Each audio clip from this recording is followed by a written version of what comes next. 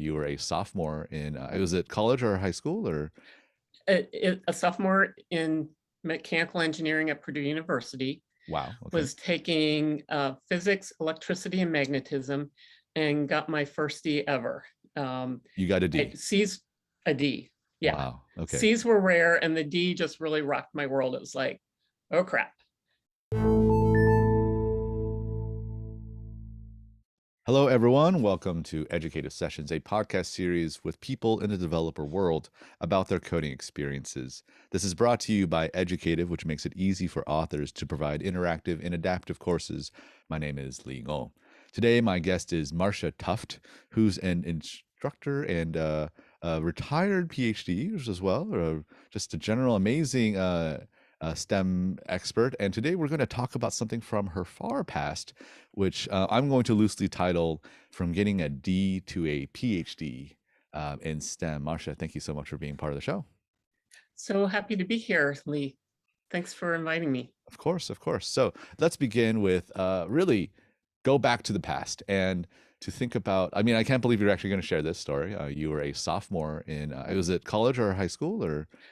A sophomore in mechanical engineering at Purdue University. Wow. Okay. Was taking physics, electricity, and magnetism, and got my first D ever. You got a D. C's a D. Yeah. Wow. Okay. C's were rare, and the D just really rocked my world. It was like, oh crap. Can I hack engineering? Can I stay in engineering? Do I need to transfer and do something else? Needless to say, mom and dad were not too happy with me. I was not very happy with me. And I had a tough choice to make. I had to choose whether to stick it out in engineering and figure out if I had what it took to stick. My background didn't include tinkering on bikes like some of my male colleagues that had very directly mechanical engineering related type stuff. I grew up tinkering. I grew up sewing, including sewing doll clothes, painting, drawing my dream home. And when the rubber hit the road, it wasn't my high school physics project, which actually was in solar energy and won several awards. It wasn't that helped me make the decision to stay in engineering. It was all the crazy creative stuff I did as a kid that I problem solved and figured out on my own that gave me the confidence to know that I was creative. And I guess today I would say I had problem solving skills. I'd learned problem solving skills. And back then I wasn't quite interpreting in that way, but it gave me the confidence and the self-esteem to say, hey, I'm creative. I just have to learn a new medium. I can figure this out. And Let's go back to, I'd love to go back to the moment though, because it sounds wonderful that you were able to kind of dig deep to find a way to resolve this. But my big question is like, what do you think led to, because you said even getting C's is fairly rare. What were the factors that led you to getting a D in that class? Well, okay, so you got to understand physics is kind of the flunk out courses for engineering. And doubly, you're in a big lecture hall with the professor. Then you have smaller sessions with TAs to do homework. But the TAs didn't speak English. And the way my test was graded, they had me convinced that current was being created at nodes. So I didn't have the confidence to stand up and admit that I didn't know what was going on and to ask for help. And the system really wasn't built to kind of keep you going. It was built to try and flunk you out. So it was, hey, you got to figure this out, on your own. And, anybody who's gone to college probably has had this experience that, hey, up through high school, the teachers actually have been trained and they know how to teach. When you get to college, you have a bunch of technical content experts. And maybe they care about teaching, or maybe they just have to as part of their job responsibilities, and they'd rather be doing research or something else. And they may not care about how well their students are learning. And certainly in the big lecture halls, you don't have the same, feeling of, hey, I know this professor, I want to do my best for this professor. You can be like one in a sea of thousands and just another face. So it's easier to not feel as accountable for your grades as as I tended to in smaller classes. So my Yeah, lecture okay. halls were, you know, maybe Yeah, 150, 200 kids in a right, section. And right. then, So there's a lot of attention. I mean, this is very common for a lot of people's educational experiences, regardless of what kind of school you go to, that there's this impetus for people to learn how to figure it out. But there's a bit of a gap, right? Like, how do you figure out something that you aren't even completely familiar with or even sure what's happening? It's quite a lot of pressure, and there's a potential for a lot of, failure in a sense. Yeah, in your case, you found a way, as you mentioned before, to dig deep into your own creative past in order for you to come back to this interest in STEM. And then you went on to get a PhD in engineering, which is an incredible feat, especially for someone who has experienced a kind of failure in their past. How do you look back on that moment and reconcile that with where you are now? well, I think the D was a turning point for me because I realized I couldn't keep doing the same thing Hmm. and expect a better outcome. You know, they say a sign of, you know, insanity is you keep doing the same thing and expect a different outcome. So I realized, I thought back to a class where I had done really well in high school or junior high. And it happened to be biology because I just studied until I thought I knew the subject and I aced all the tests. Hmm. So I wasn't trying to study to pass a test. I was studying to prove to myself that I knew the material. Mm. And when I went to the very next semester, I ended up in EE 201 linear circuit analysis, which is the natural extension to the class that I got the D in. Hmm. And I ended up in the 7:30 a.m. lecture hall, again, you know, 150 or so kids and multiple guest tests. And I thought, okay, this is setting me up for failure. Hmm. So I switched into an independent study section. And that held me accountable to myself for my own learning. So I took the test when I was ready.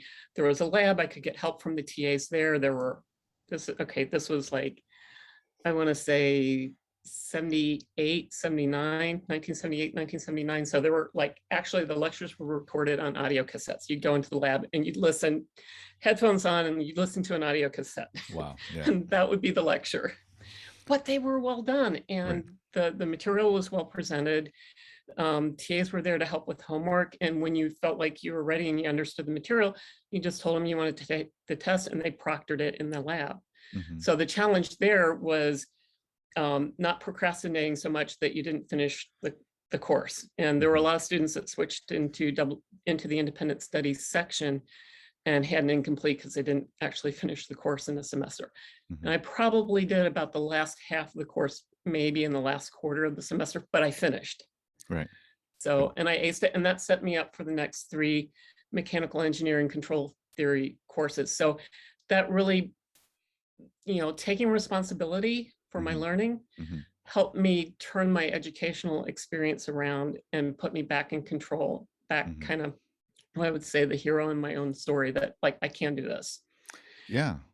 If I may, I mean, I'm going to say something kind of bold. That segues into our next question.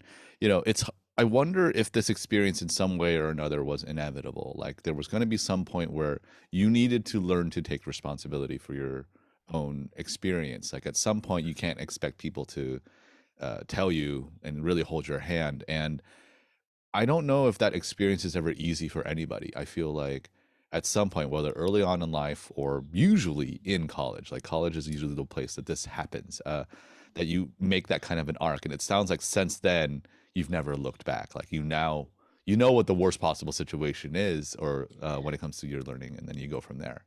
When you when you develop confidence in yourself, Hmm. it, you know, then you set yourself on the positive spiral where you have self-confidence, you have self-respect, and you feel like, okay, I've had, you know, in my case, I struggled in algebra in 7th grade or something like that. And I got a C there and I had to ask for help. I couldn't hack the word problems. And I Hmm. actually stayed after school to get help from the teacher.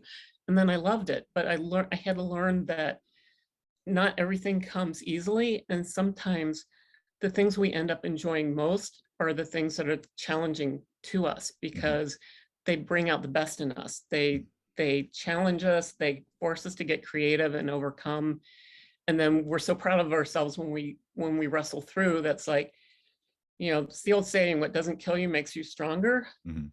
It's like, okay, that wasn't so bad. I can handle this. That's And awesome. then the Yeah. next challenge you have, like, you have enough confidence to say, okay, I may not know the solution right now, but I have confidence in myself that I will find the help I need. I'll find a solution. I'll be able to solve the problem. Mhm. Well, that's fantastic. So I want to wrap a little bit and ask one final question, which is for those of you who are interested in getting into a STEM career, or in our usual community, it's people who are working in software development and coding, but I think a lot of the struggles are the same. What are your recommendations for people who want to jump into this world, and what would you tell them to inspire them in order to endure a lot of these challenges? I would say figure out what makes you happy, um, and develop your self-confidence and your problem-solving skill there. For me, hobbies, um, it's a great way to explore and make progress without the fear of failure that comes so often from school. And if you can get in your own head and you can solve those problems, it's so much more meaningful than doing, like, an after school curriculum activity or a school project.